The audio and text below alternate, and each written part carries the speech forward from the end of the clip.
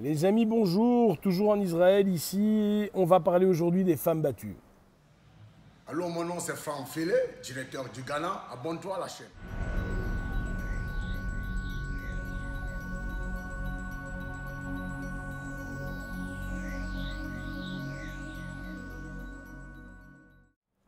Voilà, j'ai reçu la dernière semaine 3 coups de téléphone de femmes qui étaient battues. Peut-être à cause de ce qui se passe en France, etc. Mais bon, voilà.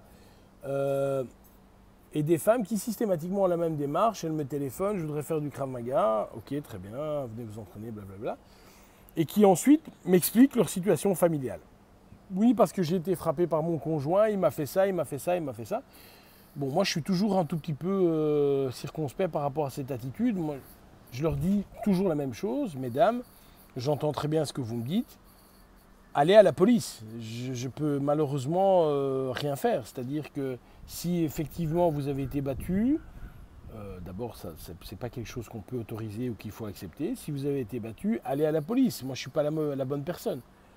Et elle me raconte, et alors oui, je vais venir m'entraîner, et finalement, en général, elles ne viennent jamais. Alors, je vais quand même faire une courte vidéo là-dessus, parce que c'est un phénomène qui arrive, et qui arrive fréquemment. Alors, évidemment, ça existe. Il y a, je pensais en France, une femme qui meurt tous les 2 ou 3 jours, sous les coups de son mari ou de son conjoint, ce qui est scandaleux. Première remarque, un homme est physiquement plus fort qu'une femme. Et donc, à partir du moment où tu es plus fort que quelqu'un, eh bien, tu n'uses pas de ta force. Ça me semble être tout à fait logique.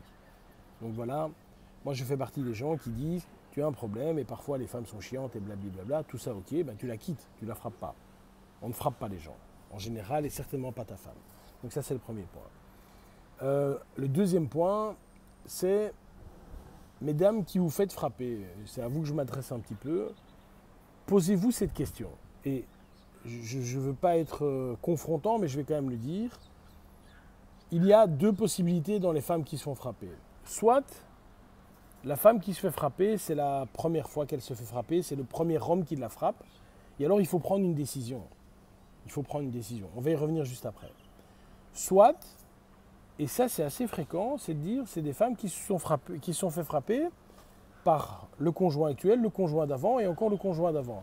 Donc, si ça fait plusieurs fois que tu te fais frapper par tes conjoints, pose-toi la question suivante. 1. Est-ce que je n'arrête pas la dispute assez tôt ou à un moment où je vais trop loin dans mes paroles ou que sais-je? Ou 2, peut-être que d'instinct, je vais vers les mauvais profils et je vais vers les mauvaises personnes. Et donc, si, mesdames, vous constatez que ça fait 4 ou 5 fois que vous êtes avec quelqu'un et que ça fait 4 ou 5 fois que le gars vous frappe, posez-vous quand même des questions à votre niveau. Et je tiens vraiment à le dire. Moi, j'ai dans mon entourage une fille, et j'ai eu cette discussion avec elle, alors ça a été terrible. C'est le troisième conjoint qui la frappe. Je lui dis, écoute, c'est un peu rigolo, enfin, c'est quand même bizarre. Bon, voilà. À côté de ça, qui, à mon avis, doit représenter 1% des femmes qui sont frappées. Les 99% d'autres, mais écoutez, mesdames, la première fois que le gars vous frappe, il est toujours utile de savoir se défendre. C'est-à-dire que s'il vous frappe, vous vous défendez, vous le frappez aussi, il sera déjà calmé. Mais imaginons que ça n'arrive pas et que vous êtes fait frapper. Prenez une décision importante. Prenez une décision importante. C'est de dire, moi je suis un partisan du Krav Maga, mais la décision doit être évidemment de le quitter et ou de porter plainte. Si vous êtes une femme battue, faire des arts martiaux va vous donner confiance en vous, va vous permettre de vous défendre, mais ne va pas arranger votre situation de couple. Donc si quelqu'un, un homme, vous bat de manière assez fréquente, quittez-le et allez porter plainte contre cette personne. C'est pas le Krav Maga, la boxe thaï qui va changer quelque chose à ça. La bagarre aura lieu même si vous savez vous battre. Donc, si vous êtes dans ce type de confrontation, dans ce type de relation, stoppez la relation. Et si quelqu'un vous a frappé, mais allez porter plainte. C'est à ça que ces gens servent, finalement. C'est toujours très bien et c'est à ça qu'ils servent. Personne n'a le droit de frapper quelqu'un. Enfin, on n'a pas le droit de faire ça. Donc, J'ai vu en France que la personne qui avait donné une gifle là, en pleine journée près d'un café avait eu 6 mois de prison ferme pour une gifle. Ouais, c'est dur, mais non, c'est pas dur. Pourquoi profiter? Pourquoi? Bien fait pour lui. Moi, personnellement, je ne frappe pas. Je ne fais pas ça. Je ne frappe personne d'abord et certainement pas ma femme. Je peux me disputer avec ma femme, mais à un moment, si vraiment je sens que j'ai de la colère, j'arrête de parler, je pars. Et après, on rediscutera. Voilà.